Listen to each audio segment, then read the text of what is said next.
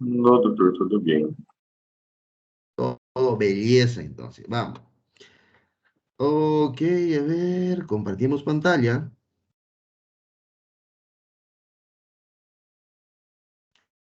Ve mi pantalla, ¿cierto? Sim, para do aparato Perfecto, digestivo. doctores. Ok, perfecto.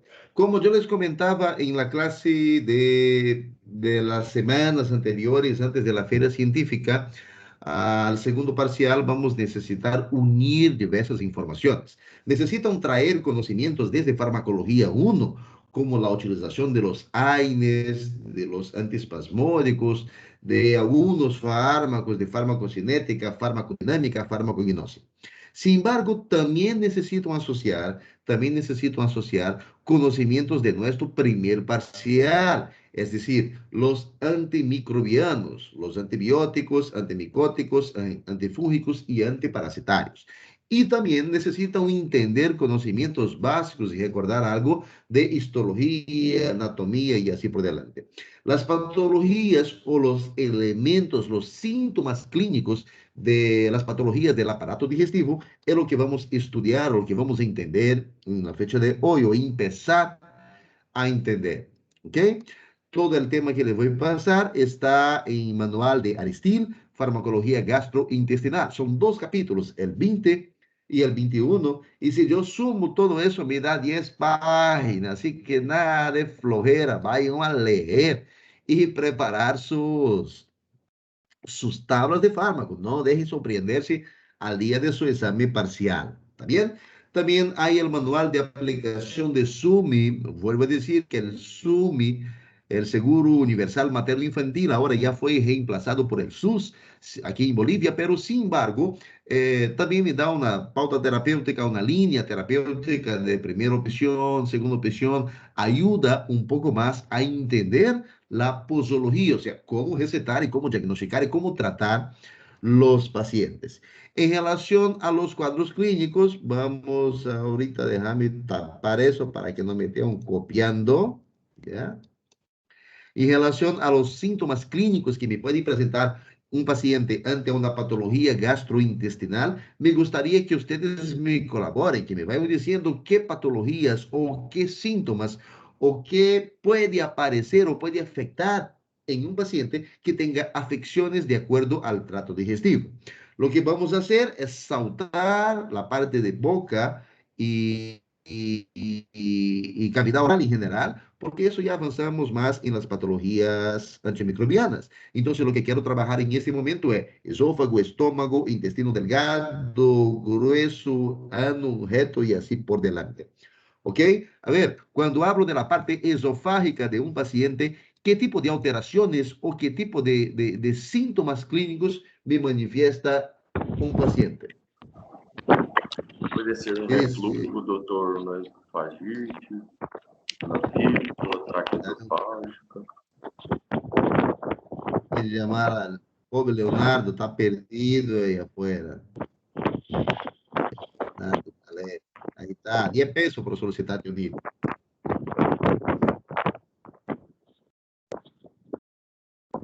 Ok, perdón, sigue doctor. Esofagitis, ¿qué más? Esofagites, refluxo, fístula gastroesofágica, câncer, obstrução. Ok, vamos por parte. En relación a la esofagitis, trata-se como inflamación del esófago. Bien, y si tengo una inflamación del esófago, significa que el alimento que va a intentar pasar por ahí, porque el esófago es un tubo nada más de conexión entre la boca y el estómago. Si tengo una esofagitis, voy a tener dificultad o dolor a la deglución de alimentos, ¿ya? También tengo que entender la causa de esa esofagitis.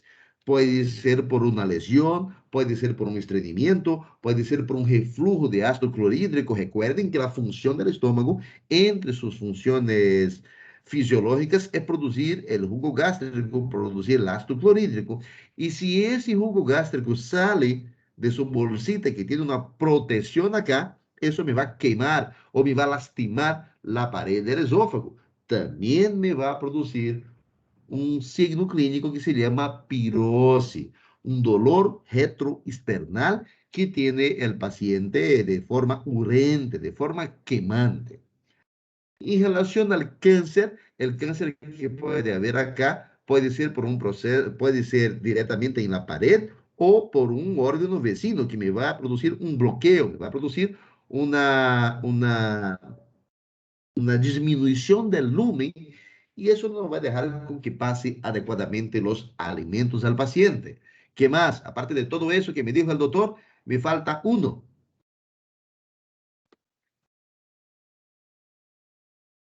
Megaesôfago?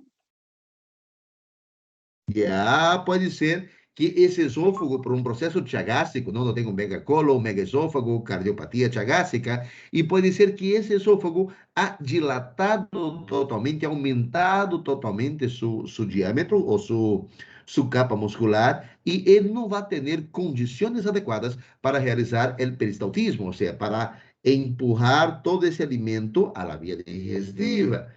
Excelente, doctor. Y si salgo la parte del esófago, vengo a la parte del estómago, tengo en especial las úlceras o las irritaciones de la mucosa gástrica que son conocidas como gastritis. Essas gastrites podem ser afetadas ou podem ser produzidas por estresse, por uso de medicamentos em largo tempo, também pode ser por processos patológicos, por parásitos, por bacterias e assim por delante.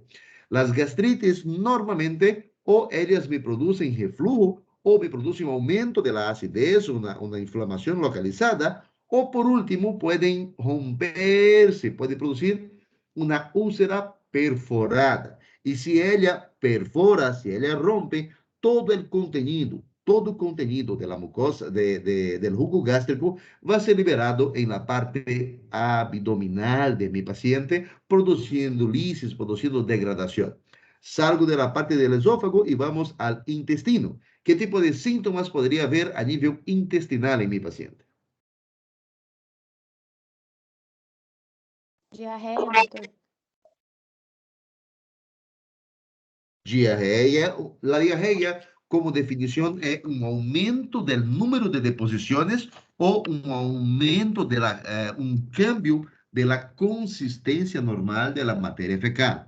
Quando eu hablo de diarreia, quando hablo de esse tipo de processo, eu tenho que ter em consideração que quando o paciente tem diarreia, ele me perde água, me perde eletrolitos, me deixa de absorver diversos tipos de nutrientes que tem. Essa diarreia pode ser de tipo osmótico, pode ser de tipo infeccioso, toxigênico e outras classificações. Pero, de forma geral, a diarreia é uma alteração de la absorção de nutrientes que deveria ter o paciente. Se eu tenho uma afecção a nível intestinal, eu vou ter um tipo de perca de nutrientes. La función del intestino delgado, en su gran mayoría, en su gran parte, es absorber los nutrientes. Pero cuando yo hablo al intestino grueso, la mayor función de esta porción de mi trato digestivo es absorber agua o metabolizar o transformar algunas sustancias. Y dentro de un momento vamos a ver cómo ella es transformada. Y si tengo diarrea, ¿cuál es su opuesto? Constipação, doutor? Constipação, estreñimiento, constipação e estreñimiento, es decir, toda a parte digestiva não está funcionando como deveria funcionar, não tem seu ciclo de ingresso, de transporte, de metabolismo, de degradação, de absorção e eliminação. E se tenho qualquer alteração em relação à parte intestinal, directamente hablando, sea el grueso o el delgado, yo tengo que tener en consideración que ahí es donde trabaja el peristaltismo, ¿no? Y cuando hablo de peristaltismo, es ese barrido, ese empujar de arriba hacia abajo que me produce las vísceras abdominales del paciente, en especial el intestino. Ese peristaltismo puede estar aumentado o puede estar disminuido o puede estar abolido, o sea, ausente, o puede estar normal.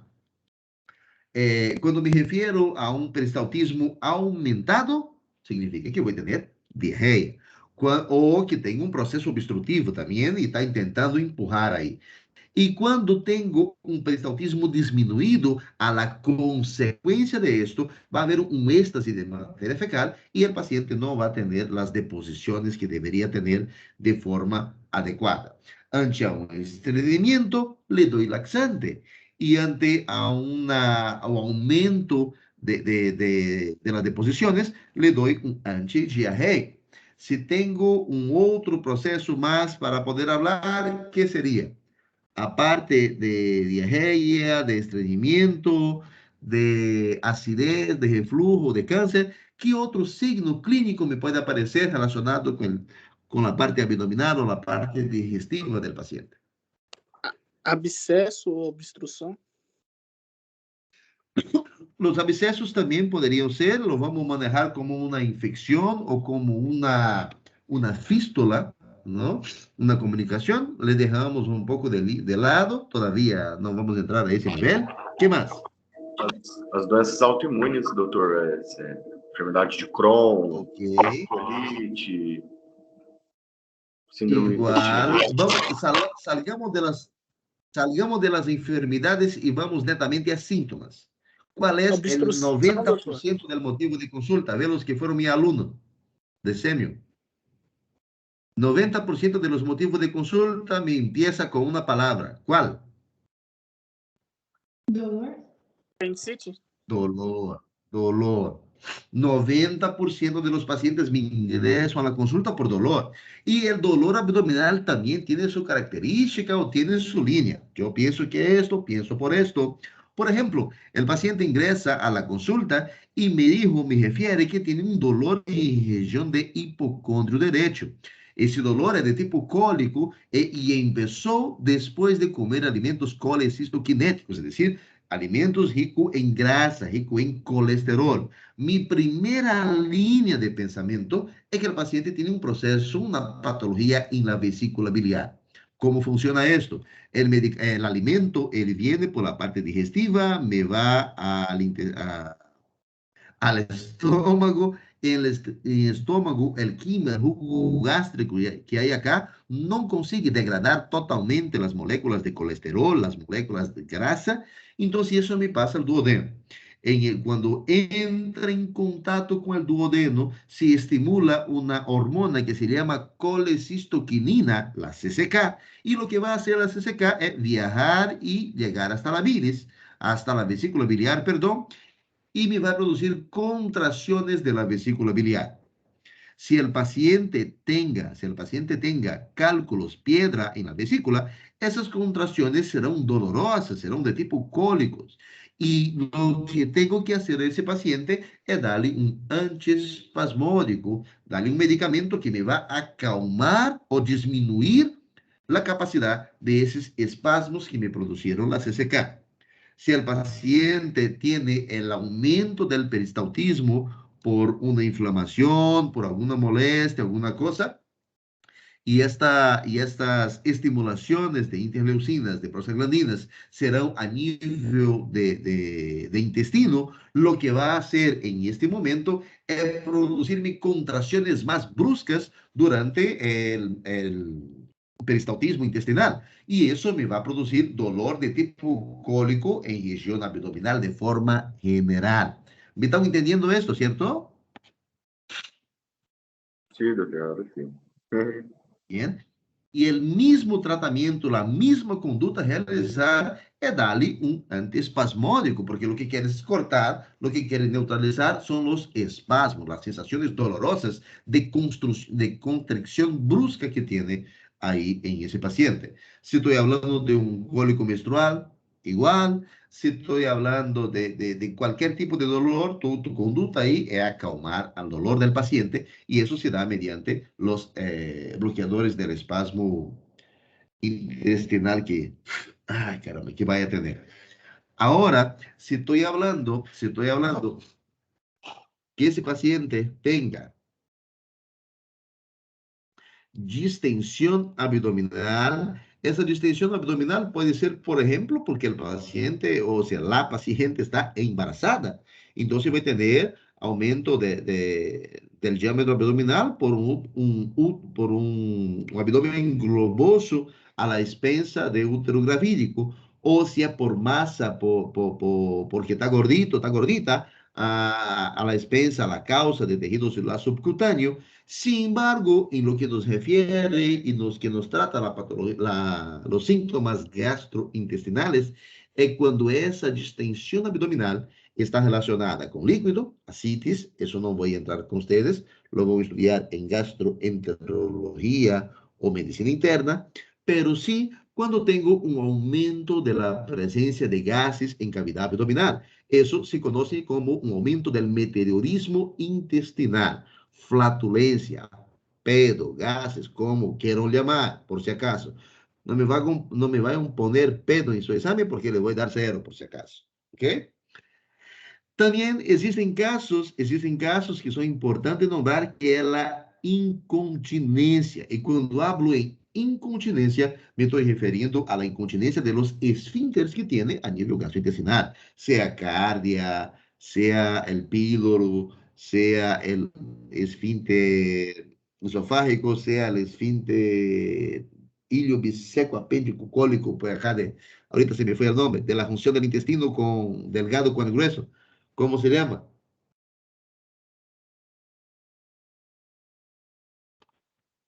Chicos de anatomía. Todos sacaron 100 sobre 100.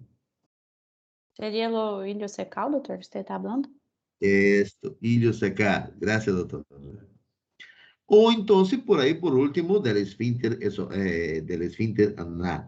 Cuando yo hablo de incontinencia, mayormente estoy hablando del esfínter anal. Y cuando hablo del esfínter anal, estoy hablando de niños, de bebés que no tienen la capacidad de contraer o relajar el esfínter. O estoy hablando, por ejemplo, de un adulto mayor en su etapa senil, ya en la etapa final, que no tiene también control sobre el esfínter, o un paciente que está con un proceso patológico.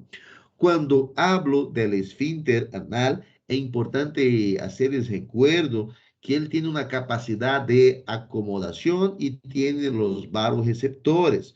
Cuando la ampolla retal está llena, eso me causa el deseo de defecar.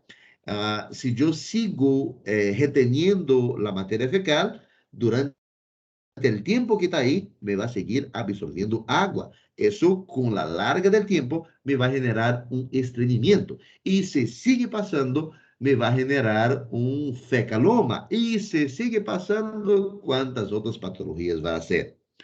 Ahora, de todo eso que le estoy hablando, nos falta uno, náuseas y vómitos. Cuando hablo de náuseas, es el deseo de vomitar. Y cuando hablo de vómitos, estoy hablando de la emesis en sí, es decir, el hecho de vomitar. Tanto la diarrea cuanto las náuseas y vómitos son, al principio, mecanismos de defensa del cuerpo, te diciendo, mira, ¿sabe qué? Hay algo mal, necesito eliminar y algo no me está dejando eliminar. Bien, es importante entender esto. Las náuseas y vómitos existen tiempos y existen momentos para cortar. En la clase de hoy, lo que vamos a hablar son de apenas dos tipos clínicos importantes. O sea, la verdad, uno, que es la acidez gástrica. Hoy vamos a avanzar solamente uno de los signos clínicos. ¿Está bien? ¿Alguna pregunta antes que avancemos? Doutor, e lá a questão da obstrução não seria um sintoma digestivo? Ou como seria a obstrução gástrica, por exemplo, causada por uma torção intestinal ou algo assim? ¿Cómo? Pregúnteme de nuevo. É, por exemplo, uma torção intestinal, que é quando o intestino se torce em ele mesmo e acaba causando uma obstrução. Seria um sintoma Ok. digestivo ou como seria tratado assim? Ou é Ya. um efeito? Ahorita le muestro. Dame un segundo.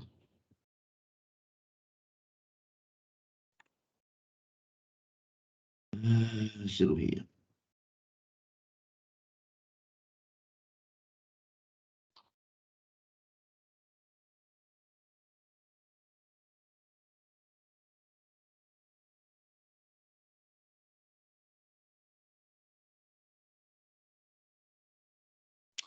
Lo que me está describiendo es más o menos esto, un volvo intestinal, cuando el intestino da la vuelta entre él mismo, ¿cierto?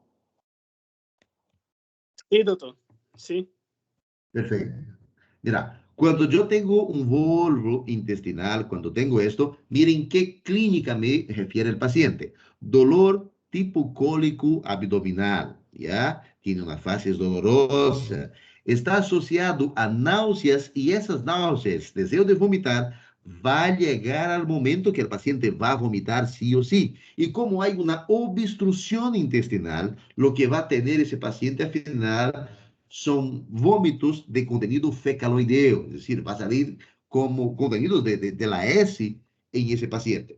Como el paciente no tiene una buena hidratación, o sea, el paciente no tiene una absorción adecuada de líquido que debería tener, eso me va a evolucionar con piel y mucosas deshidratadas, ¿ok? El paciente te va a referir como antecedentes de constipación temprana.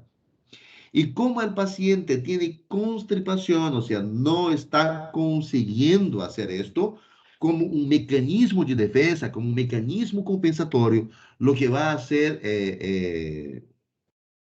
la parte digestiva de ese paciente es intentar aumentar la motilidad intestinal. Eso es lo que te va a generar los cólicos que te decía al inicio. Diferente de un paciente que tenga fecaloma, ¿no? Entonces, en el caso del fecaloma, yo tengo todo el tránsito intestinal libre, adecuado, está funcionando normal. La diferencia es ese punto negro que estoy viendo mi pantalla, ¿cierto? Sí, Sí, doctor. doctor. Sí, doctor. Sí, doctor.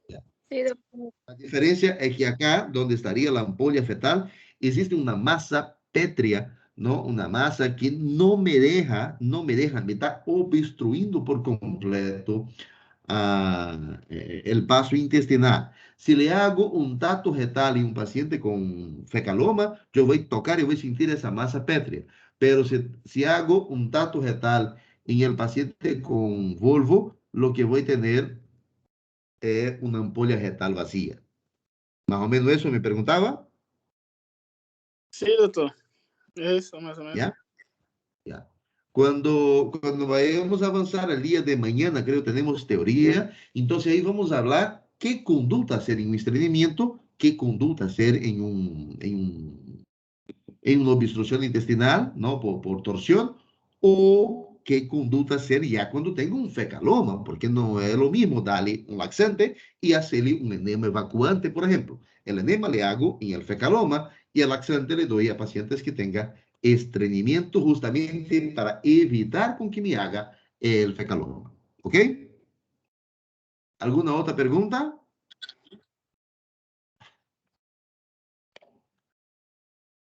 Si no haya, seguimos. Entonces, doctores, dicho esto, todo lo que les decía en relación a los signos clínicos, y les decía que hoy vamos a trabajar a la acidez estomacal o al reflujo gastroesofágico. Y para eso yo tengo dos grupos de medicamentos importantes, que son los antiácidos y los antiulcerosos. Cuando yo hablo de antiácidos, son fármacos, son medicamentos que me neutralizan el ácido clorhídrico. Y cuando hablo en antiulcerosos, son medicamentos que me actúan por diversos mecanismos, sea inhibiendo la producción de ácido clorhídrico, sea aumentando la cantidad de moco que hay a nível gástrico, o outros tipos de processo, pero sua função é evitar a que me produzca úlceras em la mucosa digestiva de mi paciente, em especial la mucosa gástrica, que es donde están el jugo gástrico. Para esto, el primer grupo de medicamentos y el más utilizado son los bloqueadores de la bomba de protones. Con los bloqueadores de la bomba de protón, hay que conocer el omeprazol, el fármaco más utilizado al día a día, el pantoprazol y el esomeprazol. Esos dos fármacos son como si fueran sus hermanos más jóvenes, más inteligentes y más capos del omeprazol. Son moléculas más nuevas. Hay también el lansoprazol y otros más, pero mínimamente esos tres necesitan manejar. El omeprazol lo utilizo más en un grupo de pacientes, el panto y el ESO utilizo en otro grupo de pacientes o pacientes que necesitan utilizarlo por un tiempo mayor. El mecanismo de acción, la síntesis de la función de los bloqueadores de la bomba de protón es justamente bloquear el intercambio de hidrógeno. Y si no hay hidrógeno siendo intercambiado, significa que me disminuye el pH estomacal. Me diminui el pH estomacal, significa que la secreción de ácido clorhídrico va a haber, pero va a ser más alcalino do que ácido. La función del ácido clorhídrico, recuerden que justamente es degradar moléculas y alimentos que nosotros consumimos. Para facilitarles un poco más el entendimiento de esto, ahorita no vayan a mirar las copias ya, por si acaso. Vamos a mirar un video un ratito.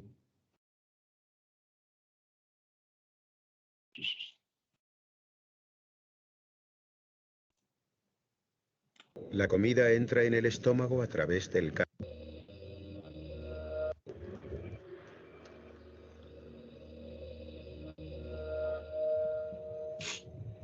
La comida entra en Una innovadora cámara ofrece imágenes de alta resolución de su viaje hasta el estómago.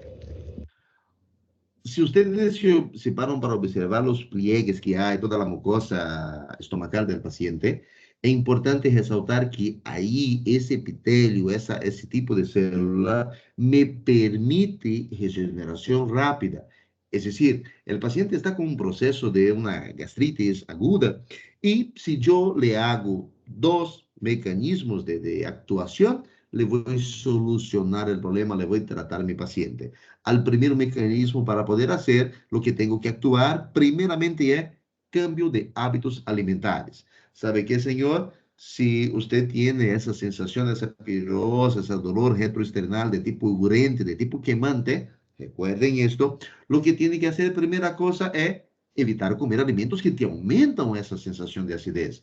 Mantequilla, pan, comidas com muito ácido, té, café, soda, todo isso que você come aumenta a secreção estomacal. Ou evitar comer muita comida de golpe, porque isso também te vai necessitar maior quantidade de ácido clorídrico para poder deshacer, para poder decompor este alimento que estás consumindo.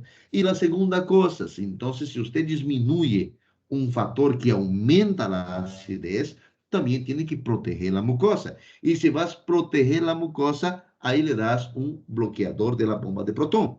Lo que él va a hacer es que como el paciente está comiendo poco o está comiendo alimentos que no necesitan gran cantidad de ácido para hacer, entonces lo que va a hacer el omeprazol, pantoprazol o esomeprazol es disminuir la acidez de ese jugo gástrico que tiene. En 7 días es el tiempo que la mucosa estomacal va a tardar para volver a su normal. Normalmente, cuando yo le hago un tratamiento a una gastritis aguda, le hago cambio alimentar y le doy omeprazol por 10 días. Y que regrese a mi consulta para análisis, ¿no?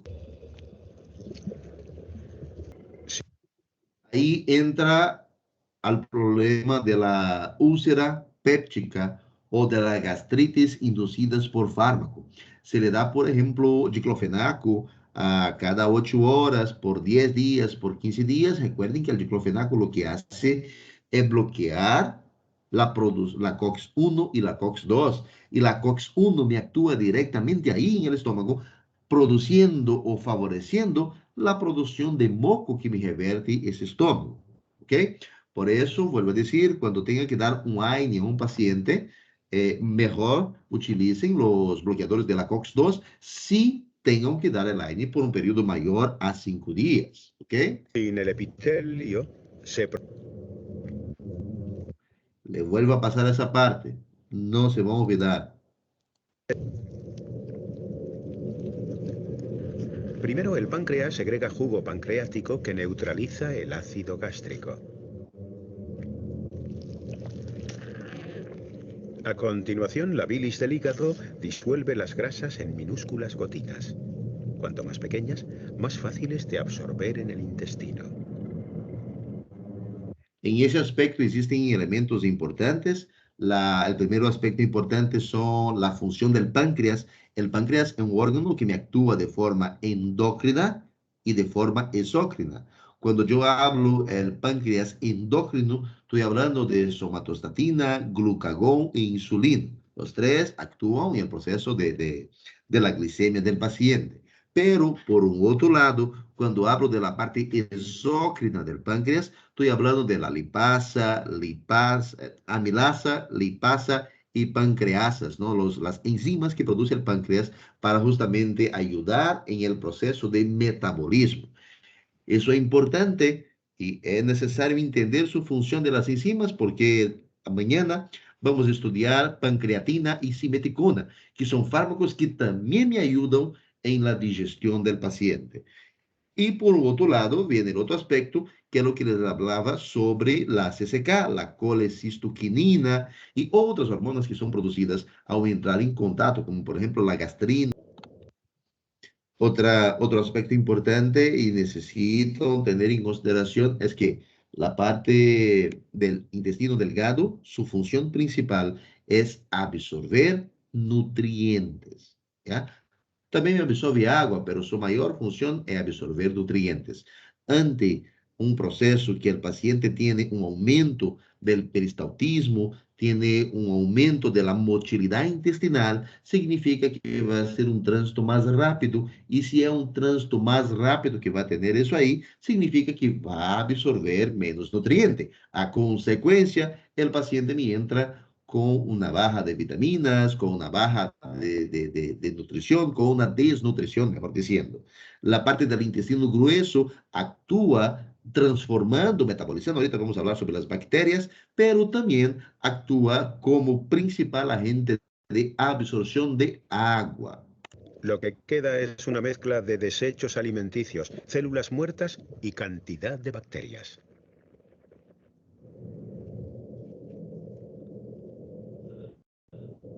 Estas bacterias proteolíticas y sacarolíticas no son perjudiciales. Producen enzimas que descomponen los hidratos de carbono de nuestros alimentos, carbohidratos que de otro modo no podrían ser digeridos. Los carbohidratos, o mejor diciendo, la función de esas bacterias que hacen parte de la flora saprófita, de la flora probiótica de nosotros, ellas actúan de forma benéfica, no solamente en la cuestión de los carbohidratos, pero también produciendo enzimas, y esas enzimas me van a metabolizar, me van a cambiar estructuras, me van a intentar recuperar algo que se pueda recuperar de toda esa materia fecal que está siendo eliminada o que está yendo para la última parte del sistema digestivo. Si por cualquier motivo el médico me ha dado una amoxicilina, por ejemplo, a un niño, por 10, por 11, por 12, por 15 días, lo que me va a producir esa amoxicilina es que me va a matar las bacterias benéficas del paciente, ¿ok? Y si yo voy a eliminar esas bacterias, a la consecuencia, hay diarrea. ¿Por qué? Porque no hay el metabolismo adecuado que debería tener o no hay la proteólisis, la destrucción de proteínas que actúan las bacterias. No solamente amoxi, cualquier tipo de antibiótico. Por eso existe un plazo máximo para darles. Finalmente, tras 12 horas, deponemos los desechos de la comida.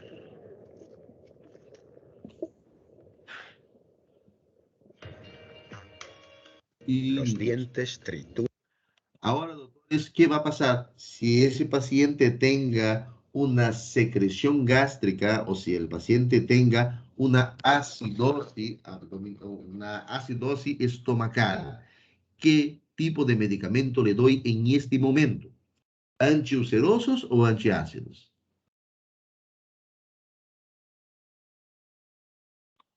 Antiácidos. Antiácidos. Entonces quiero que ustedes entiendan, porque a veces dicen, pero doctor, no sé cuál fármaco usar, no sé si uso el sal de fruta o si uso el omeprazol. O por ejemplo, algunos pacientes dicen, ¿sabe qué? Estaba con una quemazón, con una dolor acá y me tomé mi omeprazol y no me pasa, doctor. Y no te vas a pasar o va a tardar más tiempo para pasar. Por eso es importante entender la diferencia o el mecanismo de acción del omeprazol, esomeprazol, pantoprazol, ranitidina, que actúan como antiulcerosos, es decir, me protegen el proceso de la mucosa o la disminución de la producción de ácido clorhídrico. Y al caso de los antiácidos, su función o el mecanismo que me van a cumplir, por ejemplo, sal de fruta, hidróxido de magnesio, bicarbonato de sodio e hidróxido de aluminio y otros más, la función que ese grupo de fármacos me va a cumplir es justamente neutralizar el ácido clorhídrico que ya está en este momento. Y para eso, mira, tengo una acidez, una quemación estomacal. Entonces, en ese grupo de pacientes, en ese tipo de paciente, sí le utilizo un antiácido. Ellos tienen su clasificación de acuerdo a su tiempo de acción y su vida media. No voy a entrar en tanto detalle en este momento, pero quiero que ustedes entiendan que si hay en este momento la quemación, la pirosis, la sensación, ¿no?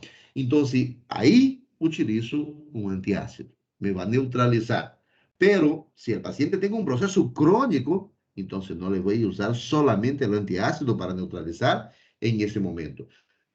Tengo que darle el antiácido, le neutralizo en este momento, pero le prescribo un bloqueador de la bomba de protón o un inhibidor de la H2.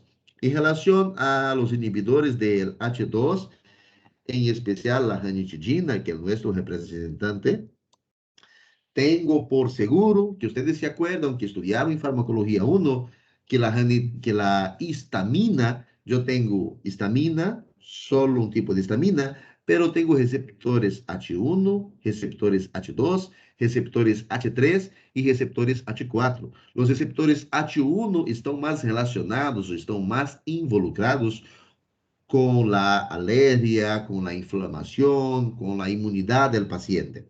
Cuando el paciente tenga un rash cutáneo, tenga una reacción alérgica, una reacción anafilática, le doy un antihistamínico. Y cuando le digo eso, estoy hablando de una cetiricina, una levocitiricina, le estoy hablando de una cloferinamina, ¿no? Pero los H2, ellos están relacionados netamente con la secreción gástrica del paciente. Es uno de los receptores que me van a ser bloqueados cuando le doy una ranitidina. Le pueden llamar de H2 antagonistas o bloqueadores de los receptores de H2. Ahí ya depende de ustedes, ¿está bien? Y existe un otro fármaco que también actúa, o sea, él fue criado para actuar como protector de la mucosa gástrica. Sin embargo, los fármacos que actúan a nivel gástrico, en especial ese grupo de fármacos antiácidos y antiulcerosos, tienen muchos efectos colaterales para poder utilizar. Por eso es una línea farmacológica muy importante para entender y trabajar de forma adecuada. ¿Ya escucharon hablar o saben qué es el misoprostol? Sim, doutor. ¿Quién sabe? A ver.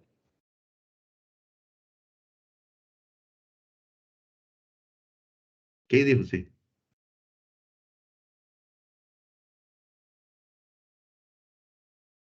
Ya no Como, se quieren doutor? usar más, ¿no?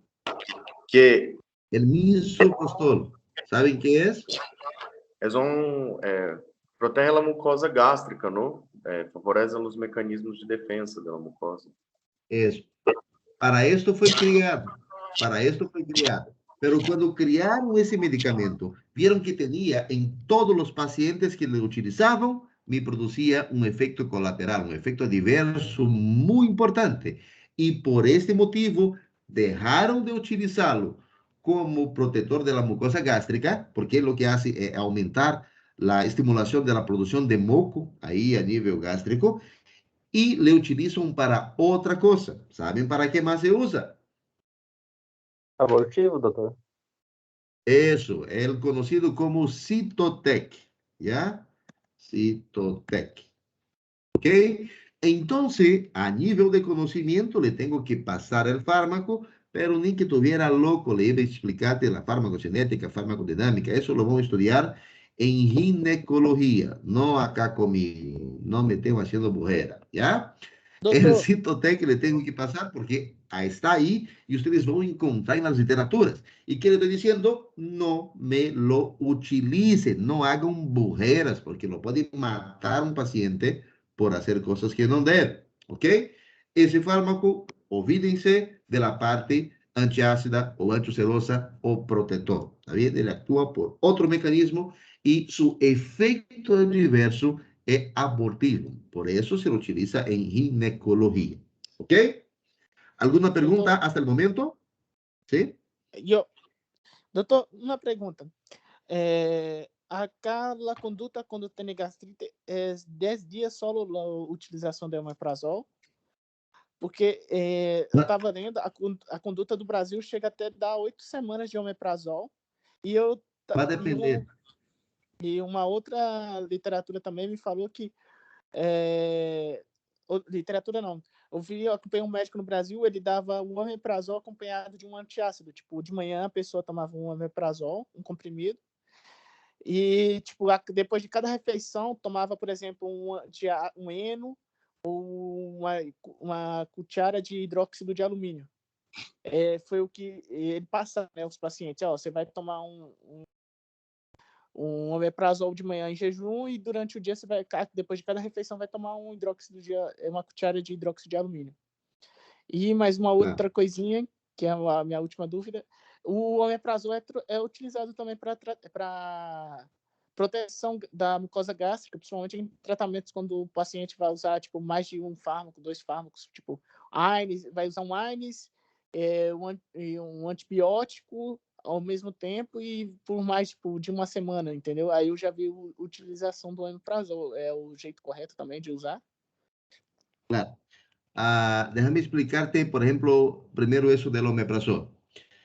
Lo que va a pasar es el siguiente, si tenga un paciente que necesita recibir un tratamiento, existen fármacos, y ustedes hicieron esto, revisaron esto en sus tablas farmacológicas, existen medicamentos que se absorben mejor en un medio ácido o necesitan el medio ácido para degradar la cápsula de revestimiento, los expedientes de un determinado medicamento.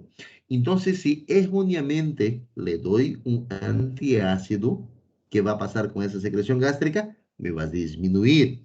Entonces, no es utilizar el omeprazol a todo tipo de paciente o siempre que vayan a utilizar.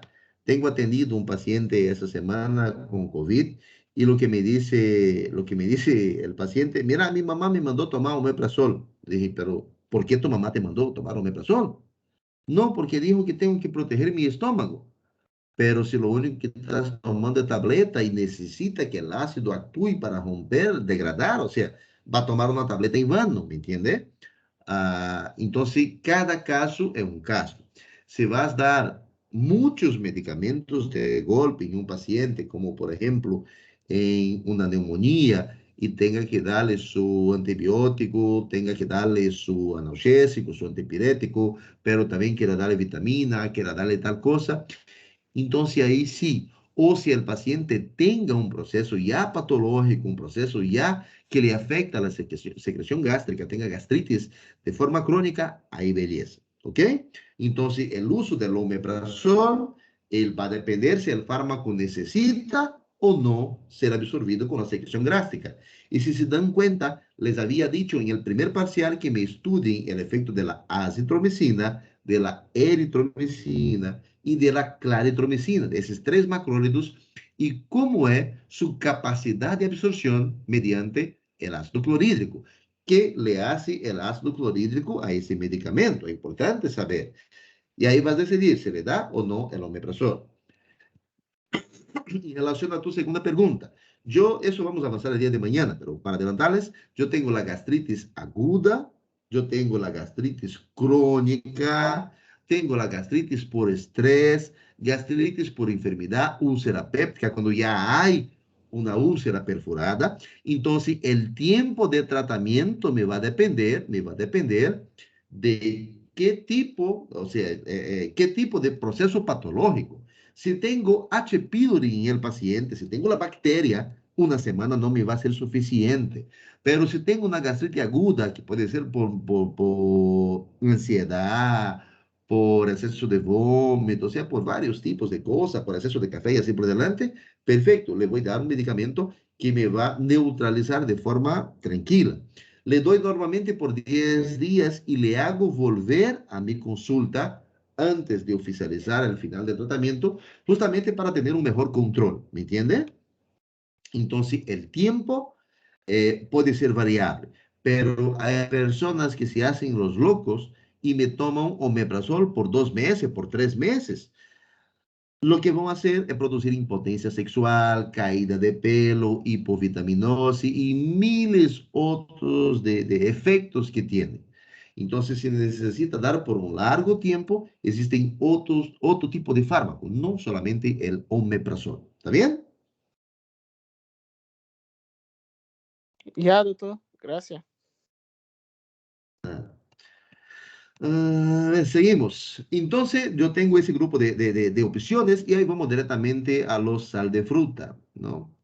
En relación a los sal de fruta, vamos a hablar un poquito sobre el sal disfruta, ¿no? Aquí yo tengo saborizado o no, varios tipos de modelo. Tengo el Superal Digest, ¿ya? Me voy a buscar la composición, por ejemplo, de esos dos grupos de fármaco, ¿ya? Y también del heno, ya les voy a facilitar acá. Aquí está su composición. Bicarbonato de sodio, carbonato de sodio y ácido cítrico. Son sales de frutas que me van neutralizando la acidez estomacal. Pero sí me gustaría que ustedes busquen con calma, ¿ya? Superal Digest, ¿qué composición tiene? Mañana lo vamos a necesitar. Y también el sal de fruta, ¿ya? O cualquier otro antiácido que sea así, sobre, combinadito, hermosito que haya, ¿qué contenido tiene? Porque eso vamos a hablar o vamos a practicar un poco más sobre esto en la clase teórica. Eso le va a servir para entender cuándo elegir uno o cuándo elegir otro. Yo voy a la farmacia y quiero un antigripal. No es cualquier antigripal que me pido a la doctorita de farmacia y cuando mando a mis pacientes exijo un antigripal específico para cada situación. ¿Por qué? Porque no me sirve conocer la marca si no conozco qué compone, qué tiene. Como les hablaba, hay varios tipos de síntomas estomacales o varios tipos de síntomas digestivos. De acuerdo al síntoma, me elijo uno o me elijo otro. Un ejemplo claro de esto, ahorita déjame pasar aquí a esto. Un ejemplo claro de esto es ese tipo de medicamento, se llama Melox. Este medicamento es uno de los antiácidos que hay, ¿ya? Y él tiene en su composición hidróxido de aluminio, hidróxido de magnesio y esa otra tal dimeticona. Ahorita no vamos a hablar de la dimeticona, pero cuando le doy el hidróxido, el Melox, por ejemplo, el hidróxido de aluminio y el hidróxido de magnesio, y cuando le doy a mi paciente solamente el hidróxido de aluminio solito. A eso, a ese motivo le quiero llegar, ¿ok? Cuando le doy solamente uno o cuando combino dos tipos de fármaco. Aquí, a ver si eso vuelve normal. Le fregué la cosa. Ya. Fíjense que cuando hablo el hidróxido de aluminio y el hidróxido de magnesio, los dos fármacos van a actuar como un antiácido, pero uno de los efectos colaterales que tiene el hidróxido de aluminio es producir estreñimiento. Y uno de los efectos colaterales que tiene el hidróxido de magnesio es producir un aumento de la motilidad intestinal. Entonces, si tengo un paciente adulto mayor, yo tengo que saber si el paciente va constantemente al baño, si no va constantemente al baño, o si tengo una mujer embarazada, tengo que saber si está bien su tránsito intestinal o no, porque si le voy a dar un fármaco que le va a producir estreñimiento, mejor no le doy solamente el fármaco solito, como por ejemplo ese hidróxido de aluminio. Mejor le doy un fármaco combinado, porque los dos fármacos, tanto el hidróxido de aluminio como el de magnesio, me van a trabajar actuando, neutralizando la acidez estomacal. Pero también uno me va a bloquear el efecto negativo que tiene el otro. ¿Les hago entender esto o no entendieron? Sim, doutor. No caso, o hidróxido de magnésio tem um efeito laxante que não vai deixar o hidróxido de alumínio provocar o estranhamento, não? Perfecto, exactamente eso, doctor. Y a ese nivel, doctores, quiero entrar con ustedes, que ustedes entiendan farmacología de acuerdo a los síntomas que me vaya a presentar el paciente. Así tiene que trabajar su conducta terapéutica. Otro acá, tengo el bicarbonato de sodio en ampolla inyectable por si acaso. Ese fármaco no se pasa directamente en vena y tampoco, o sea, directamente así, le rompe la ampolla y le pasa, no es así. Y tampoco se le hace beber al paciente porque no va a hacer efecto. El bicarbonato de sodio, así en ampolla, lo vamos a estudiar en su octavo, noveno semestre, cuando entre en acidosis metabólica, acidosis láctica, a pacientes en UTI o pacientes en UCI que estão com transtornos hemodinâmicos, estão ácidos, necessitam correção hidroeletrolítica, ok? Pero sim, é uma forma de neutralizar, não a secreção gástrica, pero sim o pH sanguíneo del paciente. Também são fármacos que eu denomino como antiácido. Otro grupo farmacológico importante, y aquí tenemos el omeprazol, esomeprazol y pantoprazol. Vamos primero a hablar un poquito sobre el omeprazol. Es un fármaco, uno de los fármacos más utilizados. Yo tengo él en cápsulas normales y tengo en cápsulas de liberación prolongada, para que los bloqueadores de la bomba de protón y los inhibidores de la H2 puedan hacer efecto mejor si son en cápsula, ¿ok? Para que justamente ese ácido clorhídrico que está exageradamente aumentado no lo degrade antes que pueda hacer su función específica. Entonces, la forma de presentación de esos fármacos va a influenciar mucho, si le da en cápsula o le da en tableta. El omeprazol, ele é um fármaco que eu utilizo por las mañanas para que ele pueda hacer su efecto de forma eficiente. El mejor es que el omeprazol sea administrado en situaciones de ayuno. Es decir, le va a preguntar a tu paciente qué hora despierta, le pregunta a tu paciente qué hora despierta, le pregunta a tu paciente datos generales de él, y ahí recién le va a dar el omeprazol, le da en ayuna. Sin embargo, al otro lado, la ranitidina, que también es un fármaco muy utilizado, ese sí se la utiliza en las noches, ¿ok? El omeprazol, el grupo de los bloqueadores de la bomba de protón, mayormente utilizamos en ayuna, y los inhibidores de la secreción gástrica, la ranitidina, se utiliza en la noche. Otra diferencia es que la ranitidina puedes dar a mujeres embarazadas. Ya los bloqueadores de la bomba de protón, manacancho, no le dé a mujeres embarazadas, por favor, porque son teratogénicos, ¿ok? El omeprazol, esomeprazol y pantoprazol, está bien explicadito la diferencia. Aquí en el libro de Aristil no me dice el esomeprazol, me dice el lisoprazol, ya, su hermano mayor todavía. Y del lisoprazol ya les hablé a ustedes. ¿Ok? Entonces, para finalizar todavía, ahorita les voy a mostrar dos videos, ¿ya? Para finalizar más o menos eso, le quiero hacer ver dos videos. Fíjense, por favor. Estão com áudio, ¿no?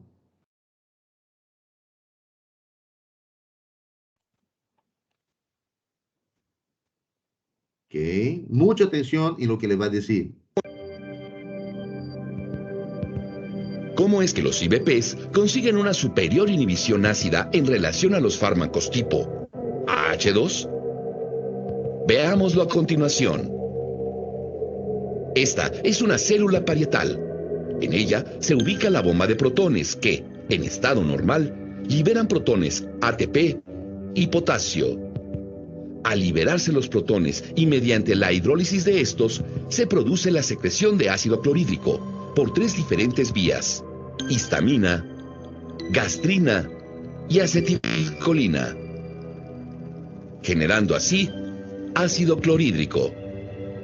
Los IBPs pertenecen a un grupo de fármacos cuya acción es inhibir la producción de ácido en la vía final de la célula parietal gástrica. Los IBPs inhiben la bomba de protones y suprimen la producción de ácido clorhídrico hasta en un 80%, de manera prolongada durante 24 a 48 horas, acorde a la sensibilidad del paciente. La acción de los antagonistas de receptores H2 es mucho menos eficaz que la proporcionada por los IBPs en la supresión de la producción de ácido. Estos fármacos, los H2, son parcialmente efectivos en la inhibición de la producción de ácido y fallan totalmente en el control del ácido postprandial.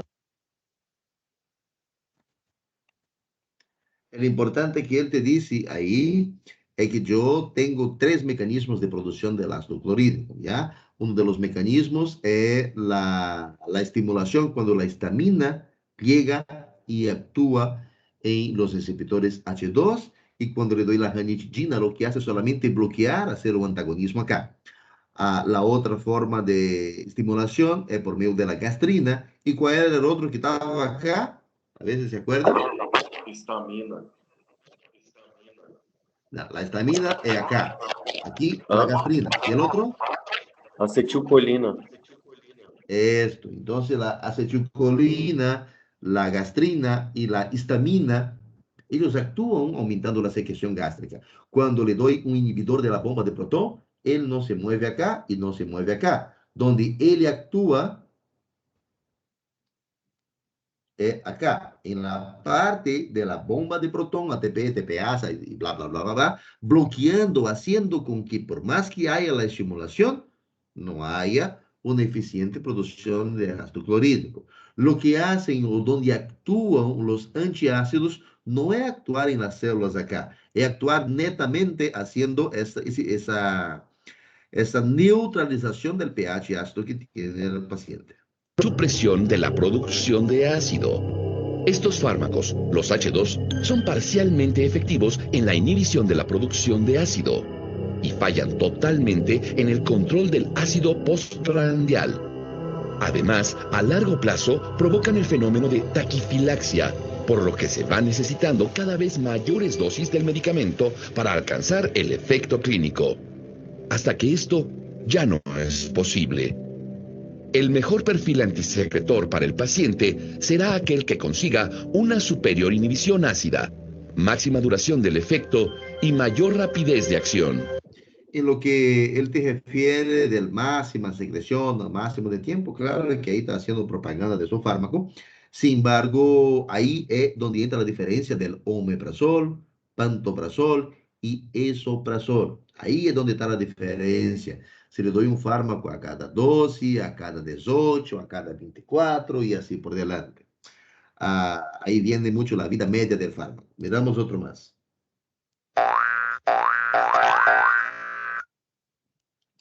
Los que están haciendo mi tabla, me gustaría que fíjense la organización que la chica, que la doctorita acá hace de su forma de fármaco. Fíjense. Bienvenidos a un nuevo video de Medihealth University. El día de hoy veremos la farmacología del hidróxido de aluminio y magnesio. El hidróxido de aluminio y magnesio son bases débiles que actúan como antiácidos en pacientes con afecciones gastrointestinales, tales como hiperacidez, gastritis, hernia hiatal, esofagitis péptica, úlcera péptica duodenal, reflujo gastroesofágico, y gracias a sus efectos pueden ser utilizados también en pacientes que cursen con hiperfosfatemia. Estos fármacos pertenecen al grupo de los antiácidos. Como bases débiles, al reaccionar con ácido clorhídrico forman sal y agua, lo que ocasiona elevación del pH gástrico. El hidróxido de aluminio es de acción lenta, mientras que el de magnesio es de acción rápida, y su combinación genera un efecto sostenido. El hidróxido de aluminio es una sal insoluble con duración de hasta 2 horas. Además de elevar el pH gástrico, se encarga de relajar el músculo liso, por lo que retrasa el vaciamiento gástrico y causa estreñimiento. Además, reduce la absorción de fosfatos y produce cloruro de aluminio que se elimina en las heces, mientras que el hidróxido de magnesio se considera como un laxante osmótico, por lo que aminora los posibles efectos secundarios de este. Su vía de administración es oral, ya sea en tabletas masticables o bien en suspensión. En caso de pacientes con úlceras no complicadas, se prescribe de 1 a 3 horas después de las comidas y al acostarse, o cada 30 a 60 minutos en caso de síntomas graves o reflujo gastroesofágico no controlado. Una característica importante de este fármaco es que en presencia de estómago vacío se elimina en 30 minutos. Sin embargo, si se combina con los alimentos, tiene una duración hasta de 3 horas. Disminuyen la absorción de diversos fármacos. Esto es gracias a su propensión a gelarlos o bien por la alteración del pH gástrico y urinario. Entre estos fármacos se encuentran el alopurinol, los AINES, el ketoconazol, la levotiroxina, gabapentina, múltiples antibióticos, glucocorticoides, neurolépticos y muchos más. Sin embargo, esto puede evitarse administrando el hidróxido de aluminio y magnesio 2 horas antes o después de los demás fármacos. Leonardo, te acordás que me preguntaste una cosa ese ratito, ¿no ves? En relación al uso prolongado de ¿Cómo? determinados medicamentos que siempre le dan junto, Sí, a sí. eso te refería. Cuando les das ¿no? Ese tipo de fármaco que el paciente está recibiendo, por ejemplo, disminuye la absorción del otro medicamento, o sea, disminuye la cantidad que vas a absorber de antiácido. Pero la misma forma, cuando vas a ver de los antibióticos, también te va a decir que si usted toma ese tipo de medicamento, te disminuye el efecto del otro, ¿ok? A eso me refería a lo que te comentaba ese ratito. Además, disminuyen el efecto del sucralfato, aumenta la toxicidad del hidróxido de aluminio y magnesio gracias a la administración de citrato sódico o vitamina C, aumenta también la excreción de ácido salicílico y los niveles. Cuando ella habla que dale un antiácido, ¿no? Me aumenta la toxicidad del otro, y cuando habla así de toxicidad es un efecto indeseable del fármaco. ¿Y qué fármaco me dice? El hidróxido de magnesio. ¿Qué efecto eso tiene de forma indeseada? Séricos de quinidina. Está contraindicado en pacientes con insuficiencia renal grave, hipersensibilidad al fármaco, hipofosfatemia, esto debido a que reduce absorción de fosfatos, hemorragia de tubo digestivo y otras causas como obstrucción intestinal, apendicitis, hilo paralítico, impactación fecal o enfermedad de Alzheimer. En caso de administrarse en pacientes menores de 6 años, o con riesgos para presentar hipofosfatemia u osteoporosis, así como estreñimiento, deshidratación e insuficiencia hepática, debe hacerse con precaución. Este fármaco debe ser utilizado con precaución en pacientes con insuficiencia renal crónica, ya que existen 3 efectos adversos importantes a considerar en estos pacientes, como la osteoporosis, la encefalopatía y miopatía próxima. Existen otros efectos adversos menos frecuentes como el estreñimiento y la diarrea. De acuerdo a la guía de clasificación teratogénica de la FDA, tanto el hidróxido de aluminio como el de magnesio pertenecen a la categoría A. Sin embargo, no se recomienda su uso crónico ni excesivo, y solo deberá ser prescrito en dado caso que sea claramente necesario. En cuanto a la lactancia materna, no se han descrito problemas en humanos, ya que a pesar de que puede excretarse una pequeña cantidad del fármaco, la cantidad no es suficientemente significativa como para producir efectos en el neonato. Muchas gracias. Eso ha sido todo por el video de hoy y nos vemos en el próximo video. Ya, gracias. ¿Entendieron más o menos lo que decía la niña acá, la doctorita? Sí, doctor. ¿Ya? Entonces, doctores, a la clase de hoy estamos terminando.